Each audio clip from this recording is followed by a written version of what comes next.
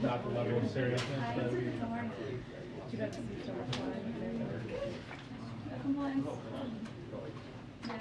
What's the problem when you move? I know.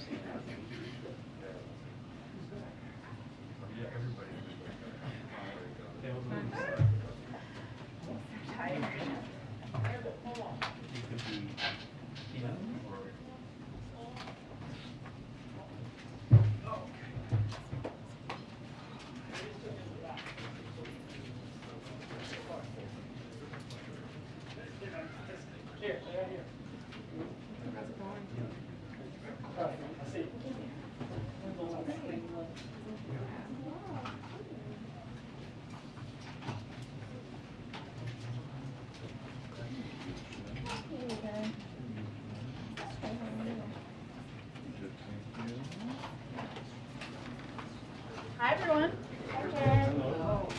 Okay, we have a return guest, Jake Sullivan, our National Security Advisor, who will give some brief remarks, take some questions, and then we will do a briefing from there. That'll turn over to Jake.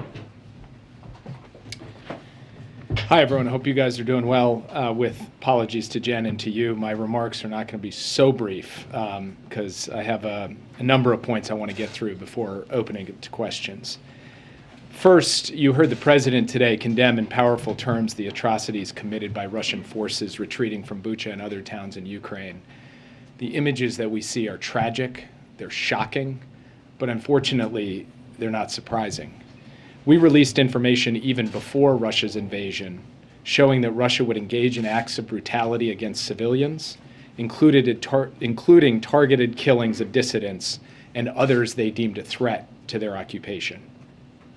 And as the horrific images that have emerged from Bucha have shown, that's exactly what they have done. We had already concluded that Russia committed war crimes in Ukraine, and the information from Bucha appears to show further evidence of war crimes. And as the president said, we will work with the world to ensure there is full accountability for these crimes. We are also working intensively with our European allies on further sanctions to raise the pressure and raise the cost on Putin and on Russia. Today, I'd like to take a step back and talk about where we are and where we think we are going. Russia launched its invasion of Ukraine more than a month ago. When Russia started this war, its initial aims were to seize the capital of Kyiv, replace the Zelensky government, and take control of much, if not all, of Ukraine.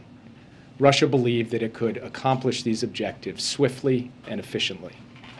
But Russia did not account for the strength of the Ukrainian military and the Ukrainian people, or the amount or effectiveness of military assistance provided by the United States and its allies and partners. The Ukrainian people, backed resolutely by the United States and other nations, have held firm. Kyiv and other cities still stand. The Ukrainian military has performed exceptionally well, and many Ukrainian civilians have joined local militias in addition to using nonviolent means to resist. Vladimir Putin also believed that the West would not hold together in support of Ukraine. Russia was surprised that President Biden and the United States were so effective in rallying the world to prepare for and respond to the invasion.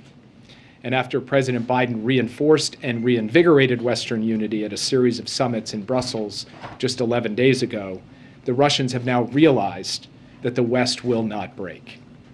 At this juncture, we believe that Russia is revising its war aims. Russia is repositioning its forces to concentrate its offensive operations in eastern and parts of southern Ukraine, rather than target most of the territory.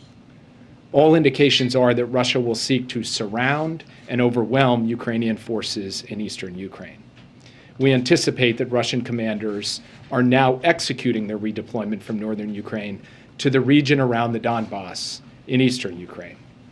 Russian forces are already well on their way of retreating from Kyiv to Belarus, as Russia likely prepares to deploy dozens of additional battalion tactical groups, constituting tens of thousands of soldiers, to the front line in Ukraine's east.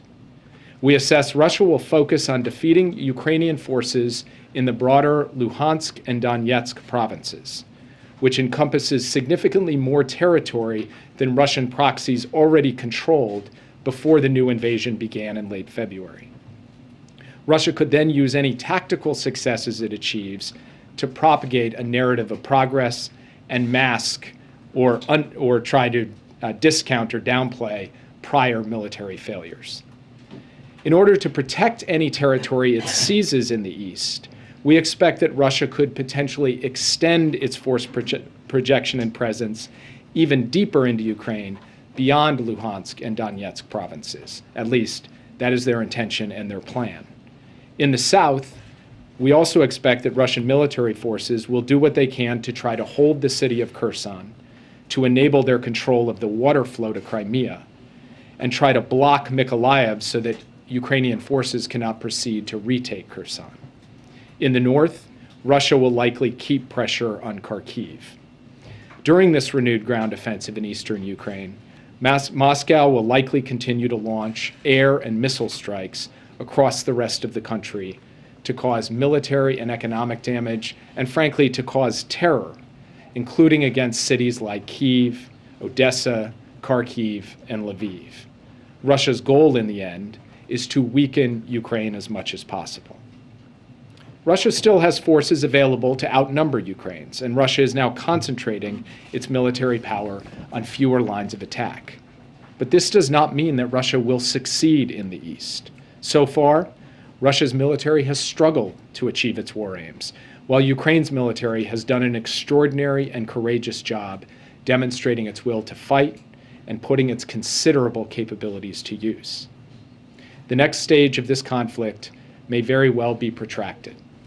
We should be under no illusions that Russia will adjust its tactics, which have included and will likely continue to include wanton and brazen attacks on civilian targets. And while Moscow may be interested now in using military pressure to find a political settlement, if this offensive in the east proves to gain some traction, Russia could regenerate forces for additional goals, including trying to gain control of yet more territory within Ukraine. Now, as the images from Bucha so powerfully reinforce, now is not the time for complacency.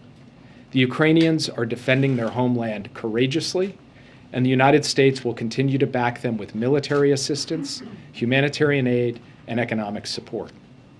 We know that military assistance is having a critical impact on this conflict. Ukrainians are effectively defending themselves with U.S.-produced air defense systems and anti-tank systems, such as Stingers and Javelins, as well as radar systems that give the Ukrainians early warning and target data, and multiple other forms of arms and munitions. The administration is working around the clock to fulfill Ukraine's main security assistance requests, delivering weapons from U.S. stocks where they are available, and facilitating the delivery of weapons by allies where allied systems better suit Ukraine's needs. This is happening at what the Pentagon has described at an unprecedented pace. Last Friday, we announced an additional $300 million in security assistance, bringing the U.S. commitment to $1.65 billion in weapons and ammunition since Russia's invasion, and $2.3 billion since the beginning of the administration. The latest package includes laser-guided rocket systems, Puma unmanned aerial systems, armored high-mobility multi-purpose wheeled vehicles, and more. Material is arriving every single day, including today, from the United States and our allies and partners. And we will have further announcements of additional military assistance in the coming days. We are working with the Ukrainians, as I said, to identify solutions to their priority requests. In some cases, that means sourcing systems from other countries because the U.S. either doesn't have the system or doesn't have a version that could effectively be integrated into the fight. Sorts of systems like this include longer-range anti-aircraft systems, artillery systems, and coastal defense systems. So let's take coastal defense systems as an example. President Biden went to Brussels to talk to key allies 11 days ago about how to get coastal defense systems to Ukraine, because there is not, at the moment, a good U.S. option. Last week, the UK announced at the close of its donor conference that coastal defense systems would be provided to the Ukrainians. It is a good example how, working with allies and partners, we are successfully responding to Ukraine's requests. We expect additional new capabilities to be delivered in the near future. We can't always advertise what is being delivered out of deference to our allies and partners or for operational sensitivities, but we are moving with speed and efficiency to deliver. Let me close with this. Even as Russia acknowledges the failure of its initial plans and shifts its goals, 3 elements of this war remain constant. First, Russia will continue to use its military to try to conquer and occupy sovereign Ukrainian territory. Second, the Ukrainian military and people will continue to effectively and bravely defend their homeland. And third, the United States will stand by them for as long as it takes. Russia has tried to subjugate the whole of Ukraine, and it has failed. Now it will attempt to bring parts of the country under its rule. It may succeed in taking some territory through sheer force and brutality. But no matter what happens over the coming weeks, it is clear that Russia will never be welcomed by the Ukrainian people. Instead, its gains will be temporary as the brave Ukrainian people resist Russian occupation and carry on their fight for an independent, sovereign nation that they so richly deserve. And with that, I'd be happy to take your questions. Yeah. Okay, can I ask you about the president's call for a war crimes trial for Vladimir Putin? What are the mechanics of how the president sees that playing out? Would it be at the International Criminal Court or in some other tribunal? So we have to consult with our allies and partners on what makes most sense as a mechanism moving forward. Obviously, the ICC is one venue where war crimes have been tried in the past, but there have been other examples in other conflicts of other mechanisms being set up. So there's work to be done to work out the specifics of that. And between now and then, every day, what we are focused on is continuing to apply pressure to the Russian economy and provide weapons to the Ukrainian people to be able to defend themselves. Sorry, forgive me. Other forums for this might include something that the UN Security Council might adopt. Is that what you're suggesting, that you would go to the Security Council? Well, obviously, with Russia as a permanent member of the UN Security Council, it would be difficult to imagine that they would not attempt to exercise their veto to block something. But there have been creative solutions to the question of accountability in the past, and I'm not going to prejudge what solution would be applied here or what forum or venue would be applied here. What I will say is what the president said this morning. There has to be accountability for these war crimes. That accountability has to be felt at every level of the Russian system, and the United States will work with the international community to ensure that accountability is applied at the appropriate time. Yes. The president was careful to say he does not see this as genocide. Many Ukrainians believe that it is because their nation, their people are being attacked. Where is the line in your view, and how have you counseled the president between genocide and war crimes? So this is something we, of course, continue to monitor every day. Based on what we have seen so far, we have seen atrocities, we have seen war crimes, we have not yet seen a level of systematic deprivation of life of the Ukrainian people to rise to the level of genocide. But again, that's something we will continue to monitor. There is not a mechanical formula for this. There is a process that we have run just recently at the State Department to ultimately determine that the mass killing of Rohingya in Burma constituted genocide. That was a lengthy process based on an amassing of evidence over a considerable period of time and involving, frankly, mass death, the mass incarceration of a significant portion of the Rohingya population. And we will look to a series of indicators along those lines to ultimately make a determination in Ukraine. But as the president said today, we have not arrived at that conclusion yet. Yes. Thanks. I just have 3 quick questions. When you say the next stage will be protracted, do you mean years? I mean, Russia has been in Crimea and Donbass since 2014.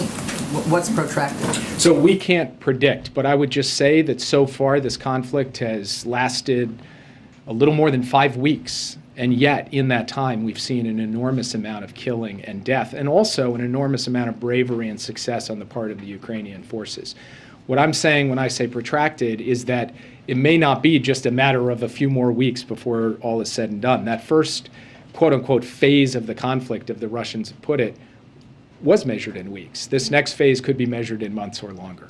In the beginning, the consensus seemed to be Russia was unstoppable. We just had to make the price as high as possible for them. Then new thinking is maybe Ukraine can actually win.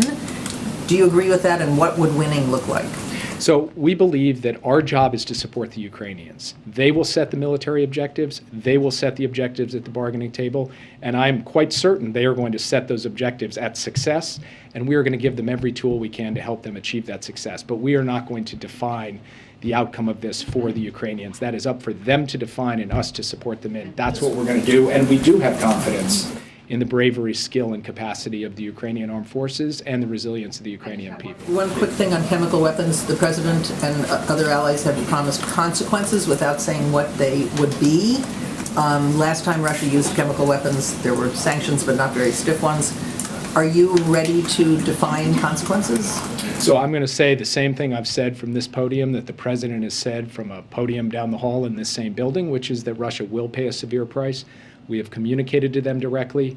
We have coordinated with our allies and partners, and I'm not going to go further in terms of the specifics here today. The administration initially did not call this war crimes, and eventually that they did after what they saw on the ground. Do you think that's going to be the case with calling it a genocide? Well, so first, it's not just that we sit around and debate terms and then ultimately decide to apply a term based against static circumstances. We watch as things unfold. We gather evidence. We continue to develop facts.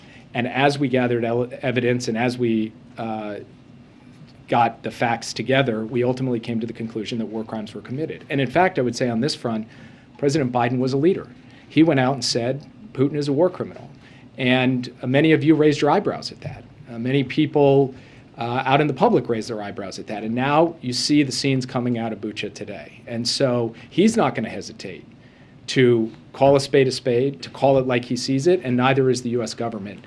So as the facts develop, could we see ourselves reaching a different conclusion on that question? Of course we could, but it's going to be based on evidence and facts as we gather it along the way. And two more quick ones for you. On the sanctions that the president was talking about today, should we expect those this week, or what's the timing? You can expect further sanctions announcements this week, and we are coordinating with our allies and partners on what the exact parameters of that will be. But yes, this week we will have additional economic pressure elements to announce. Thank you. And my last question quickly, you keep using the word retreat instead of reposition.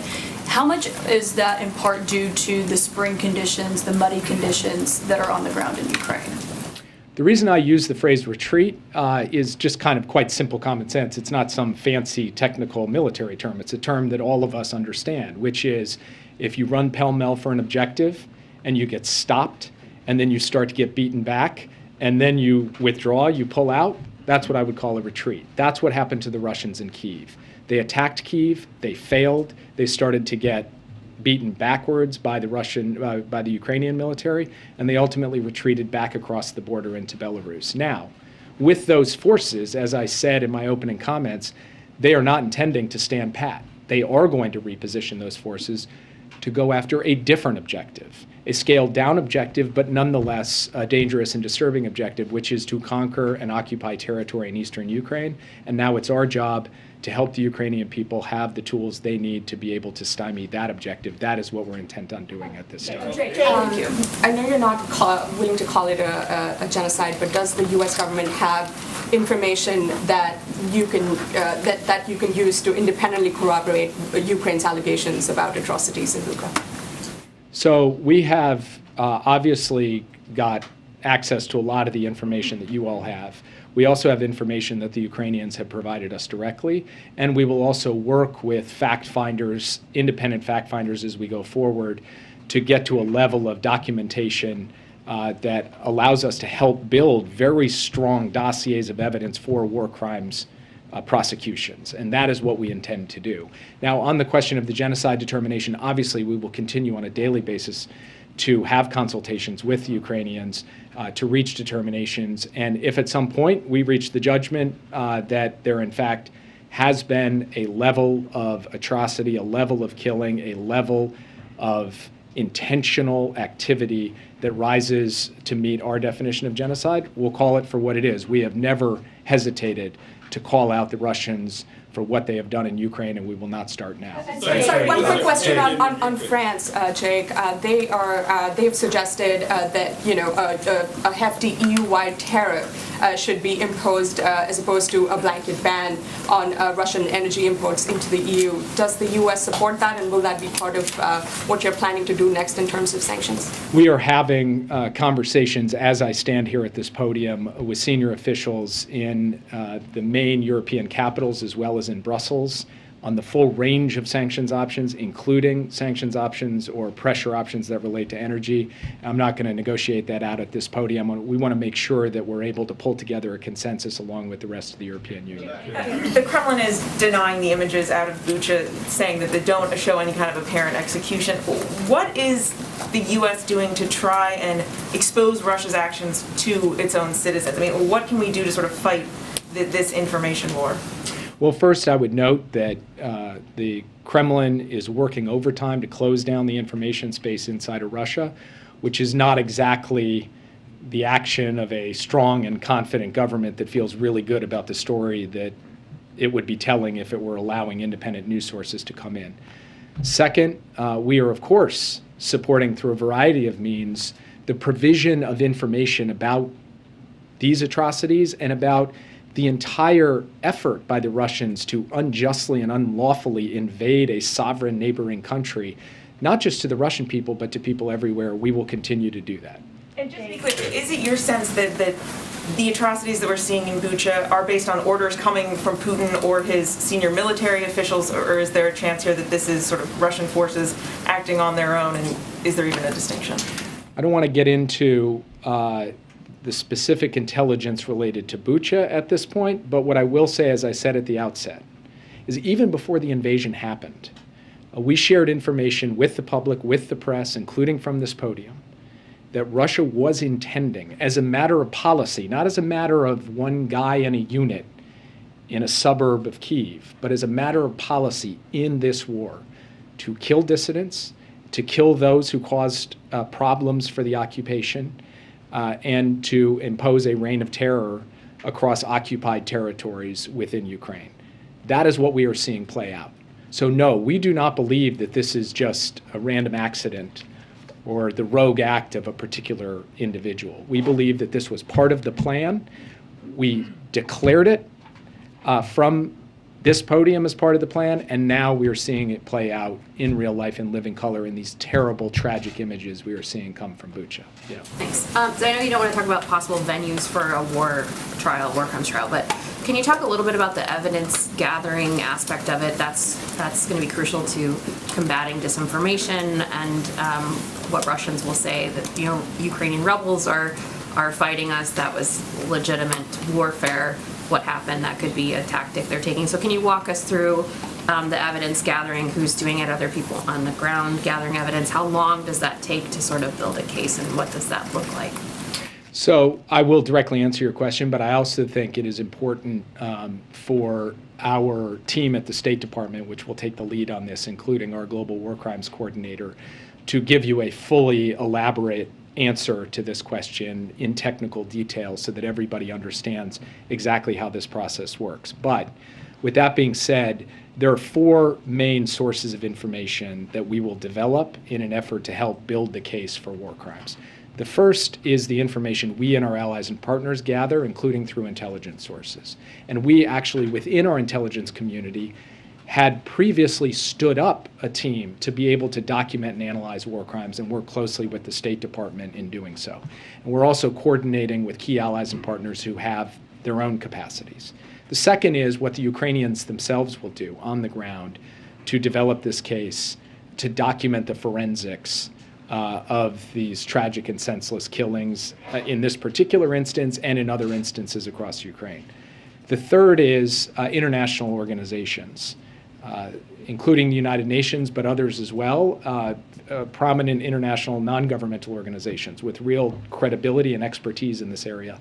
And then the fourth is all of you, because part of building this case is relying upon the global independent media who has images, interviews, documentation, and when you put all of those four sources together, you can build, we believe, a package that can stand up to the relentless disinformation we are likely to see and have already started seeing from Russia, and that ultimately the truth will withstand the assault on the truth that we can expect to come from Moscow. On former President Trump, he's having Save America rallies where he's decrying the Biden administration, decrying the response that you all in the White House have been given to this war in Ukraine. He said if he was in here in office, he would do it better. It wouldn't happen under him. What is your response to the former President Donald J. Trump saying these things about the current administration? I don't have a response to the former president. We are focused on getting the job done, getting the support to the Ukrainian people that they need, applying unprecedented pressure to the Russian economy, and building a form of Western unity that no one could reasonably have expected and that we have sustained through the early weeks of the war and will sustain for the period ahead. And I'll leave the commentary on what the former president said to others. Do you think you're doing enough? Thank you very much. Thanks, Jake. To follow up on what you said about Ukraine setting terms for any potential resolution, President Zelensky said on Face the Nation that with regard to any potential peace agreement, the important thing in this agreement are security guarantees, but he also said the U.S. has not provided any yet. Is the U.S. considering that, and what would that look like?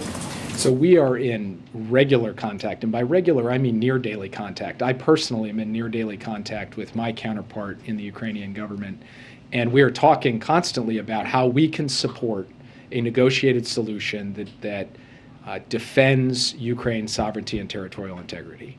And we have told them that we are prepared to do our part to support that, including by ensuring that Ukraine has the means to defend itself in the future. I'm not going to get into the specifics of what those negotiations are because I believe it's very important that they have a protected space to be able to be carried out.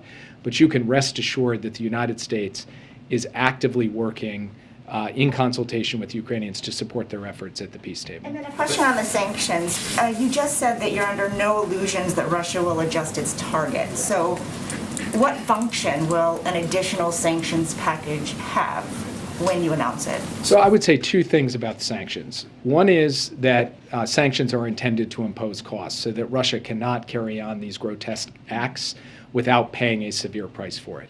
The other is to have an effect on Russia's behavior over time. But as President Biden has made clear repeatedly, we don't expect that that shift in behavior will be caused by sanctions overnight or in a week. It will take time to grind down the elements of Russian power within the Russian economy, to hit their industrial base hard, to hit the sources of revenue that have propped up this war and have propped up the kleptocracy in Russia.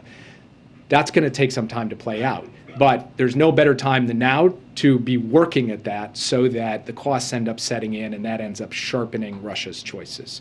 So sanctions are not alone going to solve any of these problems, but they are a critical tool in ultimately producing a better outcome to this conflict than it would otherwise be produced. Have the revelations about Bucha prompted the administration and its allies to reconsider what kind of military assistance they provide to Ukraine? Are tanks now part of potential transfers that could be provided to the Ukrainian military?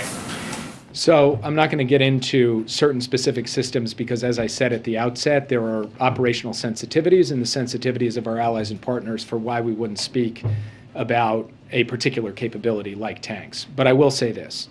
Even before Bucha, the United States was working with Ukrainians on every item on its priority list and how we could go ahead and ensure that that could be provided to them.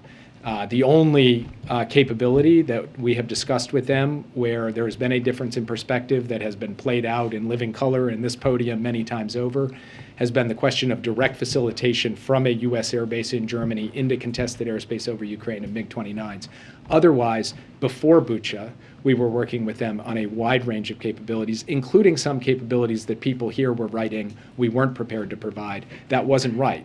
Now, it's hard for me to correct the record in every case because for very good reasons, some of these systems we cannot advertise. We cannot talk to you all about. But what I want to make clear, as I said at the outset, is the extent and depth of effort to acquire and transfer a variety of advanced weapons capabilities is extraordinary, it is unprecedented, and it has been ongoing from well before the terrible images came And out. the International Criminal Court is one of the reasons why the U.S. is considering alternate venues, because the U.S. is not a signatory.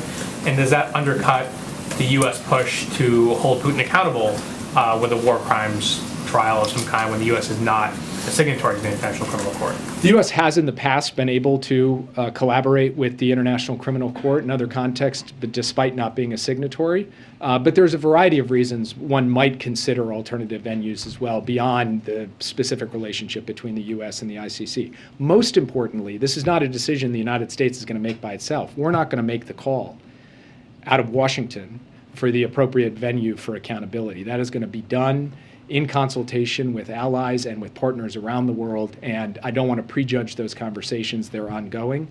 And what I can communicate is the very real, sustained, and committed proposition that the United States has that we are going to ensure that there is accountability. Yeah, I'll just take one more. Yeah.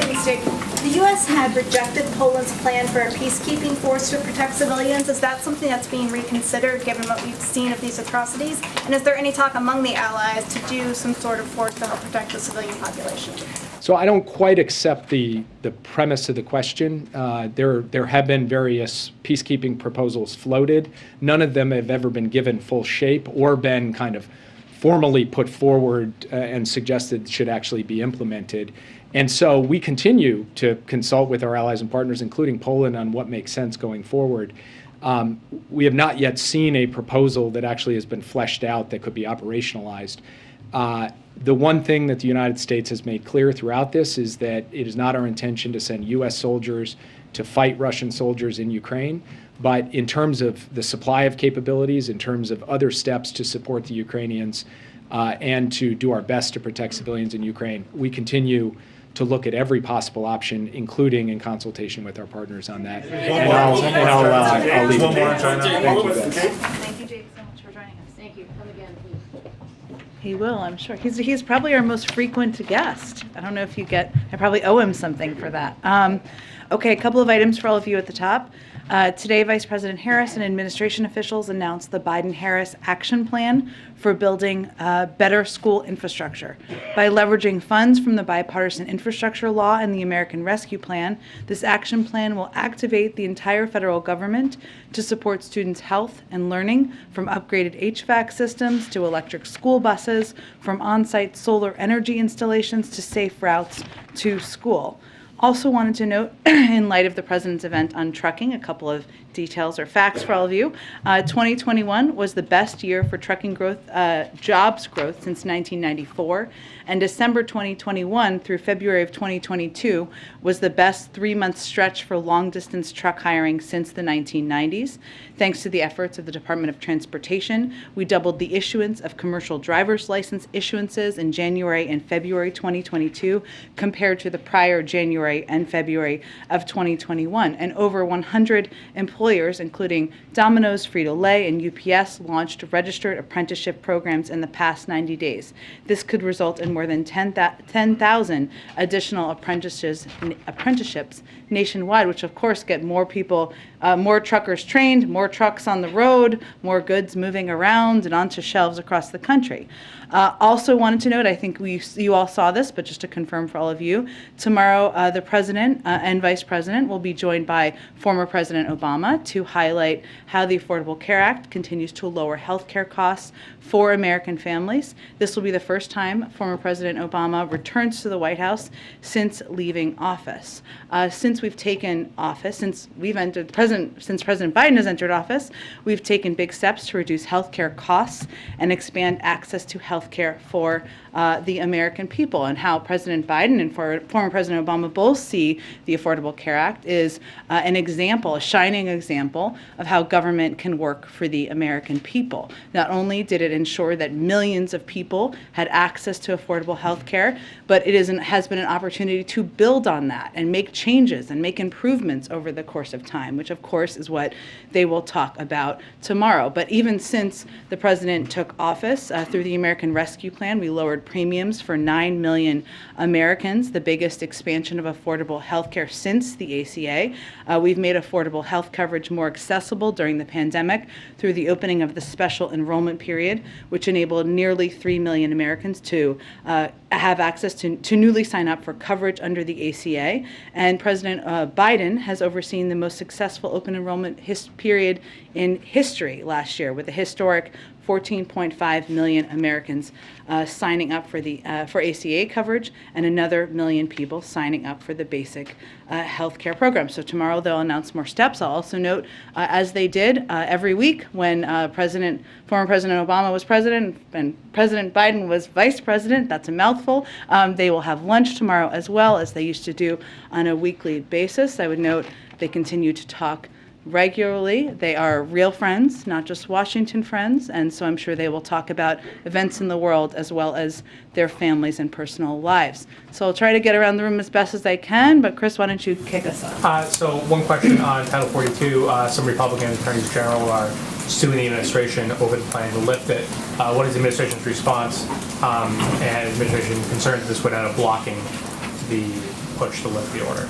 Well, on the lawsuit itself, I'd of course refer you to the Department of Justice. They would be overseeing any steps there. But broadly speaking, I think it's important to note for any critics and any lawsuits that Title 42 is a public health directive. It's not an immigration, migration enforcement measure, and the decision on when to lift Title 42 was made by the CDC. And our objective from here, and this is why we have the implementation period over the next several weeks, continues to be to ensure we are increasing our resources, surging personnel and resources to the border, improving border processing, implementing COVID-19 mitigation measures, and continuing to work with other countries in the Western Hemisphere to manage migration and address root causes. But this is, again, a healthcare measure, a health measure determination, and not an immigration policy. Go ahead. Thanks, Jen. Let me ask you the question I was going to ask Jake, which is that as part of this new effort to ramp up sanctions, is the administration going to be ramping up pressure on China and India to abide by existing sanctions?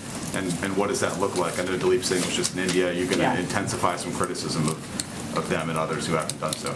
Well, certainly our expectation and our public and private message will continue to be that every country should abide by the sanctions that we have announced and that we are implementing around the world. As you noted, so let me start with India, if that's okay. As you noted, Dileep Singh, our Deputy National Security Advisor, was just there. I would note that, just given some of the reporting, energy payments are not sanctioned. That's a decision made by each individual country, and we've been very clear that each country is going to make their own choices, even as we have made the decision and other countries have made the decision to ban energy imports. What Dileep did make clear to his counterparts during this visit was that we don't believe it's in India's interest to accelerate or increase imports of Russian energy and other commodities.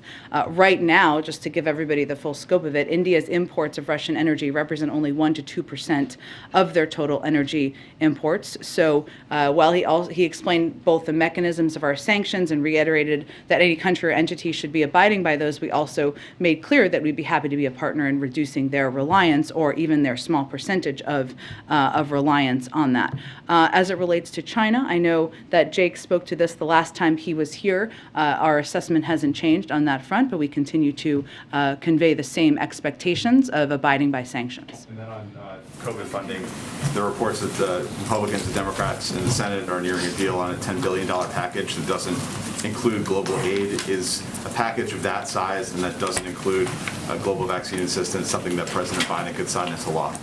Well, let me first say that we are encouraged by the strong progress that Congress is making in finalizing a deal, not yet final, but finalizing a deal to fund some of our most very urgent COVID response needs. I would remind everyone that what we had requested was $22.5 billion, not $10 billion, in order to achieve a number of objectives, including securing enough booster shots for the general population, purchasing more monoclonal antibodies and Evusheld shelled for the immunocompromised, maintaining our testing capacity, getting shots in arms abroad, to go to your question, and funding for variant-specific vaccines if needed.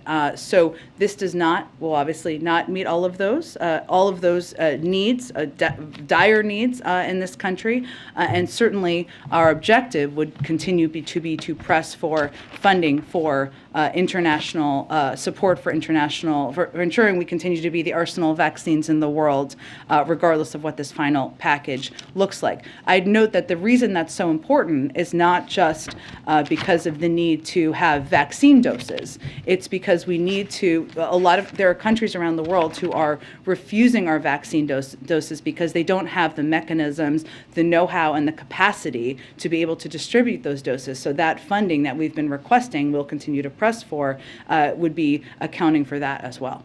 Can I note one more last thing? Sorry, I've got a lot on this. I would also note that as you're watching Congress and the Senate, there are a wide number of Republicans who have called for funding for and called for ensuring that we continue to be the arsenal of vaccine distribution around the world. They don't use that exact phrase, but basically that's the basics, including Senator Graham, who said, I support the effort just in June of last year of the Biden administration to donate vaccines to at-risk populations throughout the world. Senator Portman said that he is pleased that legislation, this is last summer, that has passed, that the committee at the time would help ensure that domestic supply is part of our, what we're doing in domestic supply, access to domestic supply is part of our global vaccination strategy. Senator McConnell said it would be terribly unfortunate if a supplemental COVID-19 funding package did not include international vaccines. So I'm not going to prejudge where they will all be on this or future legislation. I would just note that if we want to continue to be providing to the world, we need money, and that's a case we will continue to make. Go ahead. Ukraine's Prosecutor General just suggested that there's more gruesome evidence of the aftermath of Russia's occupation around Kyiv, saying that the worst situation may in fact be in Borodanka. I apologize if I don't pronounce that correctly, but do you have a sense of how widespread this may be in the Kyiv region? I mean, I know Jake just said that you're going to continue to see these kinds of brazen attacks, but what more can you tell us about some of these other areas that we may be hearing about? I don't have a new or additional assessment. This is something we will continue to gather information on, and Jake obviously outlined the number of ways we will do that, both by intel gathering, working with our partners and allies around the world.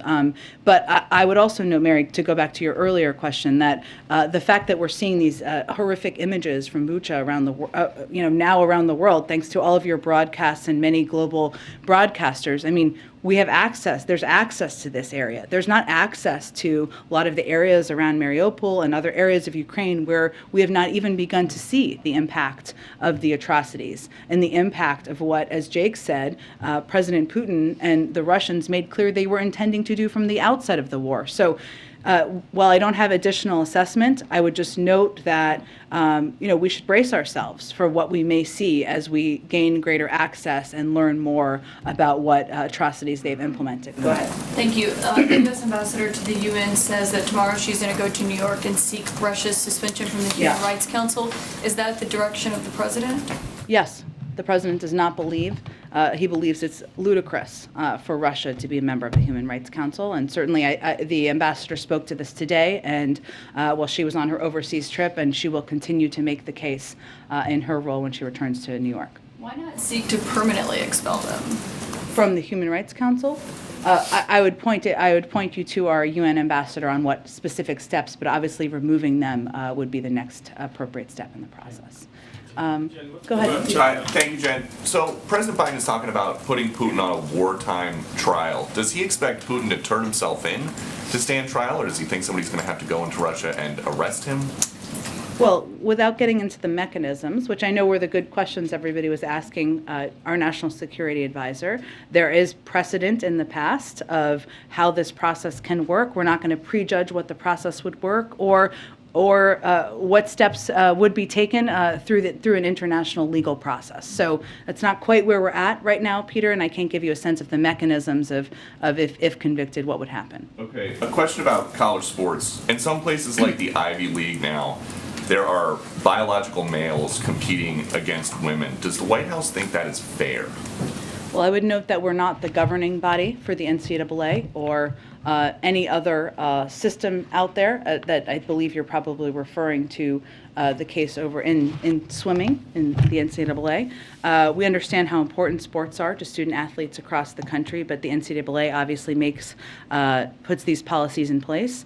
What I would say, Peter, if we look at this broadly, is that we celebrated International Transgender Day of Visibility last week with a slate of new actions to ensure we are continuing we continue to protect the dignity and identity of all Americans. And at a moment where we're looking at and we're seeing increased mental health issues related to young people, especially LGBTQ plus young people, we're providing additional funding and resources to address this issue. And we hope all leaders can focus on those important issues and the impact on many of these young people who are impacted across the country. And then one about this new law in Florida. At what age does the White House think that students should be taught about sexual orientation and gender identity?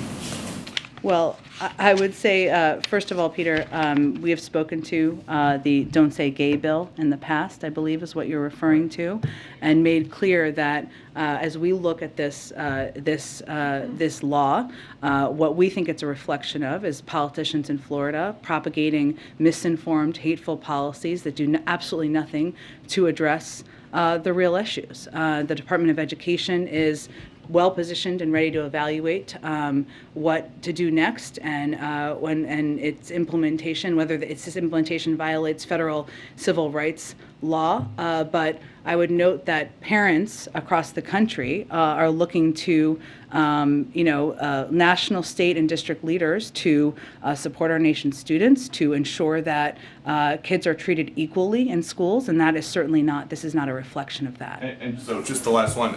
So if you guys oppose this law that bans classroom instruction about sexual orientation and gender identity in K through 3, does the White House support that kind of classroom instruction before kindergarten? Do you have examples of schools in Florida that are teaching kindergartners about sex education? I'm just asking for the president's Well, I think opinion. I think that's a relevant question, because I think this is a politically charged, harsh law that is putting parents and LGBTQ plus kids in a very difficult, a heartbreaking circumstance. And so I actually think that's a pretty relevant question. Go ahead. On the Ukraine atrocities, Jake referenced some of the images that all our news organizations have been gathering.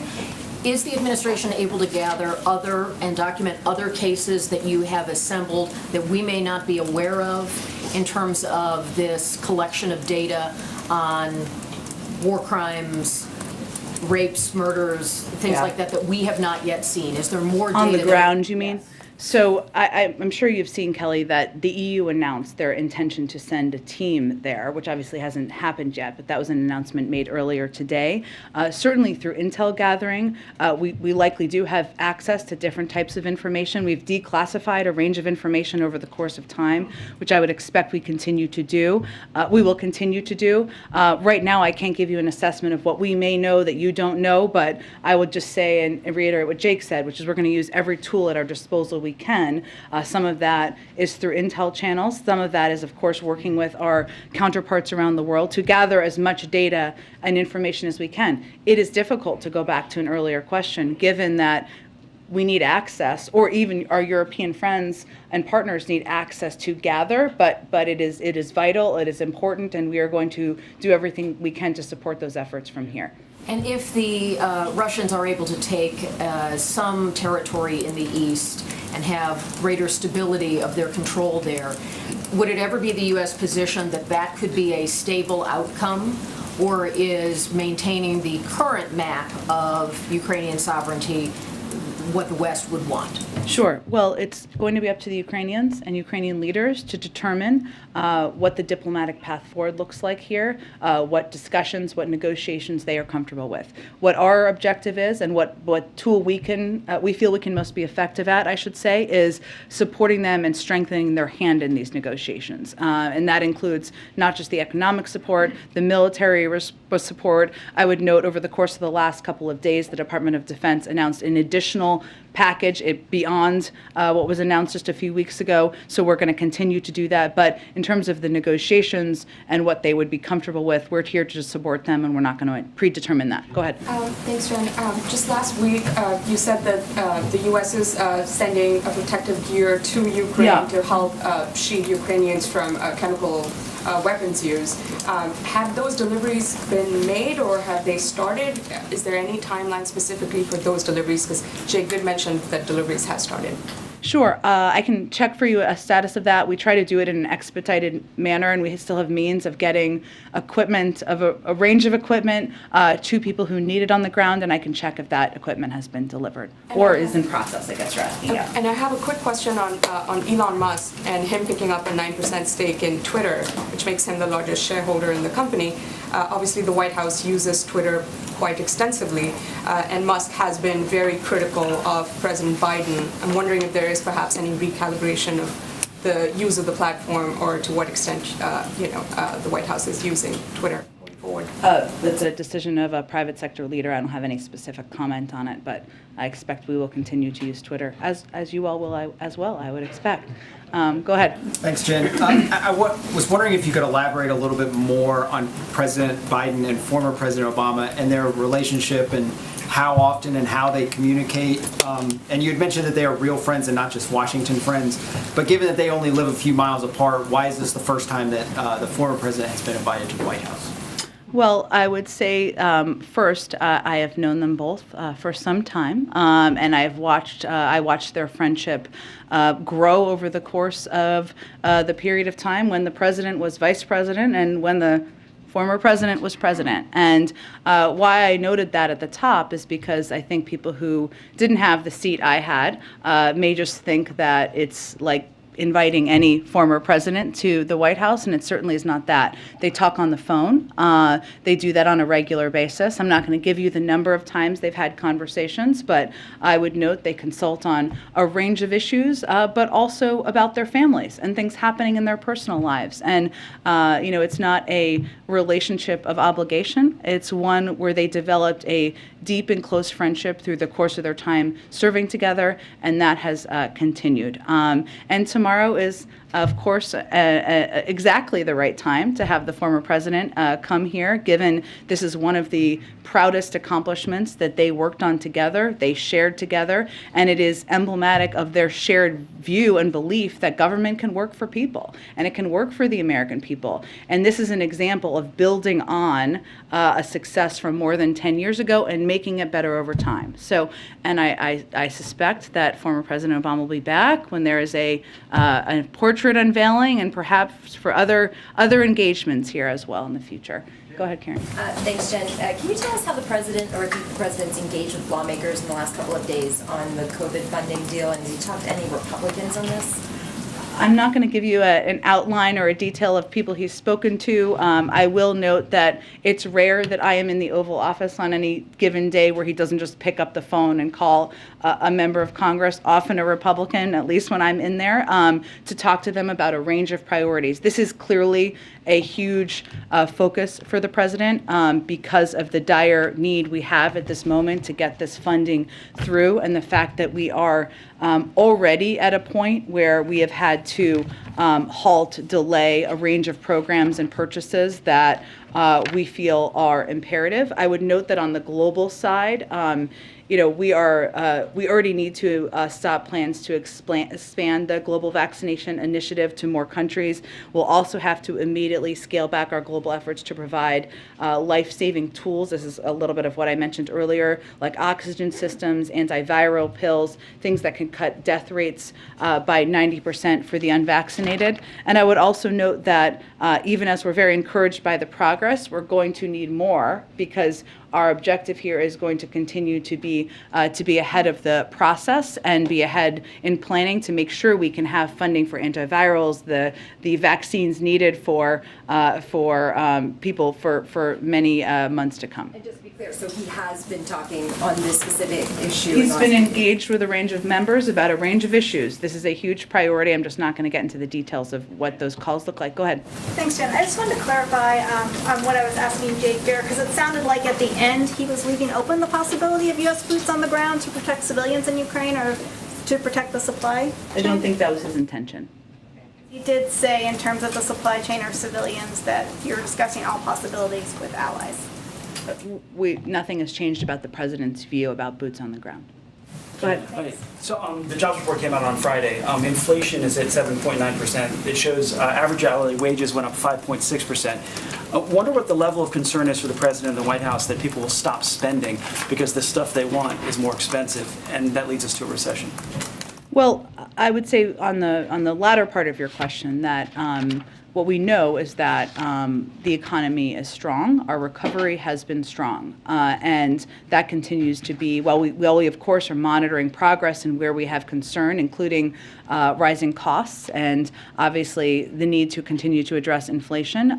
That continues to be our assessment, which is even as there are challenges we need to continue to address, means that we have a strong basis that we are building from. I would remind you also that the unemployment rate is 3.6%, and the president created more jobs last year than any president in American history. So those fundamentals are also backed up by data. And obviously what we're trying to do, as you know from following this closely, there are a couple of areas that are impacting rising costs more than others, right? Including the price of gas, including the price of automobiles and the impacts on the car industry of the lack of the chip shortages. So what we're also trying to do is take steps to address each area where we see rising costs. And obviously the president's announcement on Thursday to do a historic release from the Strategic Petroleum Reserve, where we've seen already a small reduction in the price of gas and the price of oil come down by several dollars, is an effort to bring down costs that are impacting people's checkbook, pocketbooks, checkbooks, et cetera. Concerned about consumers stop spending. We, of course, continue to assess, but I don't have any projection of that at this point in time. One thing on the wealth tax. Elon Musk tweeted out last week that Tesla and SpaceX would have died if such a tax existed in 2008 after the Great Recession. With the push for EVs and space exploration, what's the White House level of concern that a wealth tax could stifle innovation? Well, I would first say that, right now, America's teachers and firefighters pay a higher tax rate than billionaires. I don't even think Elon Musk probably thinks that's fair. I don't know who thinks that's fair. It's not fair, and that should not be the case. And so what this proposal does, and why the president supports it, in his view, is it fixes that.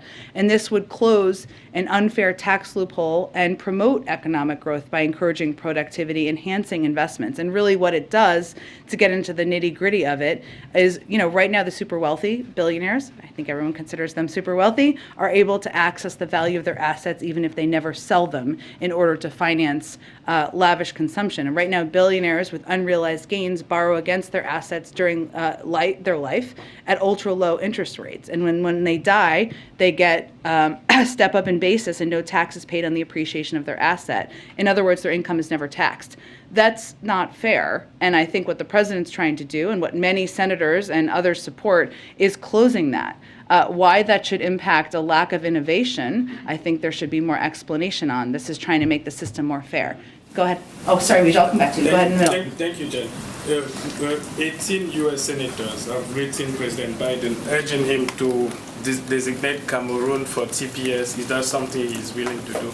That's an assessment is made by a process led by the Department of Homeland Security, so I don't have any prediction of that at this point in time. And then on his approval rating, when he came into office last year, he was around 60% and even more, and now he's around 40% and sometimes less. Who does he blame now? Putin, Trump, or you? The communication team. Oh, does he blame me? Oh, I don't know. I hope not. Look, I think that the president recognizes that the country is still grappling with a number of challenges that impact people in their everyday lives, whether that is a continuing fight with a pandemic that has been going on for several years, or the fact that costs are going up. Some of those are a result of the actions of President Putin, yes, as it relates to gas prices, but others are related to impacts of COVID-19 and impacts on the supply chain. So what our focus is, and his focus continues to be on solutions to address these challenges and keeping our heads down and trying to continue to deliver for the American people. Go ahead, Weijia. Jen, shifting to Russian billionaires, because today the DOJ announced the seizure of that huge $90 billion yacht. Is there any evidence that zoning in on Putin's close allies in this way, seizing their assets, is having an impact on his calculations? And if not, what is the end goal here to try to apply pressure to Putin himself? Well, I think it's not the only approach we're taking, right, Weijia? But it is one of the steps that we have our national security team determined from the beginning would hopefully be effective on putting necessary pressure on. That includes significant consequences we have implemented on the Russian economy, but it also includes going after people who are in the inner circle and are close where their actions have warranted that, including Russian oligarchs. But it is not our expectation is not that one component is going to lead to a direct change. These are just a range of pressure points, and we're going to use all of them that we possibly can. So what is the hope that this particular action will take? Because we're seeing so many images of yachts around the world being seized, other assets being seized. Well, again, it's one of several actions we're taking, and I think if you look at the totality of it and the pool of the actions, the Russian economy has been on a downward spiral. There are businesses, private sector businesses around the world have pulled their business and their investments out of Russia. They are isolated from the world. The oligarchs are isolated from the world. All of these are meant to be consequences and meant to, of course, impact the calculation over the longer term. Just one quick one on the president's announcement last week about the strategic supply of oil. Yep. So, you know, the crude prices came down. We saw that almost right away. But how long do you expect that Band-Aid will hold if OPEC does not also agree to ramp up production, which it has not so far? Well, here's how you should look at it. It was intentionally done as 1 million barrels a day over the course of 6 months because we knew there needed to be kind of a gap filled for that period of time, where our expectation and hope is that there could be greater production by the oil companies over that course of time. There are also steps, as you've seen, this is a coordinated release around the world, and there was an announcement last Friday about that as well, by other countries to help fill the gap that we see from Russia and from the fact that their oil is not contributing as much as it had historically onto the global marketplace. And obviously, oil prices are global. I mean, it's a global marketplace. So we're already seeing, as you said, a reduction, but this is meant to be a 6-month effort to kind of bridge the gap in many ways for that period of time and ramp up production in a range of ways. Yes, you referenced OPEC Plus, but also other countries last Friday announced their plans and their intentions to release more oil to help meet the supply needs on the market. That's what we're intending to do here, and we're going to continue to look at many ways to achieve that objective. Go ahead.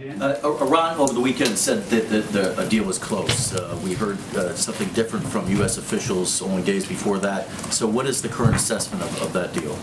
Well, our assessment is that the onus for concluding this deal is squarely on Iran.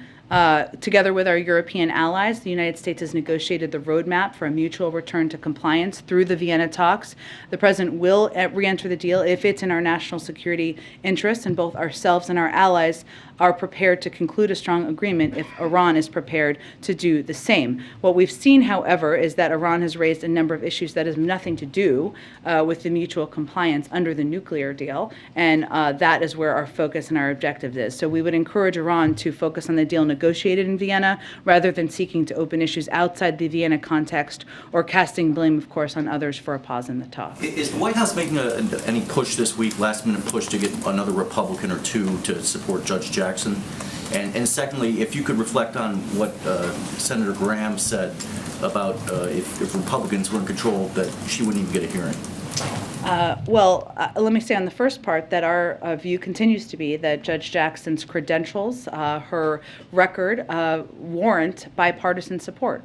We've seen some of that to date, but certainly we're going to continue to worked the phones up until the last moment here, but I can't make a prediction for you on what the end result of that will be. I would say on Senator Graham's comments, I think the best questions are probably posed to Senator Graham. I would remind you all that he has previously voted for Judge Jackson when her record and her credentials were exactly the same as they are today. So it seems like there's more questions that could be posed to him.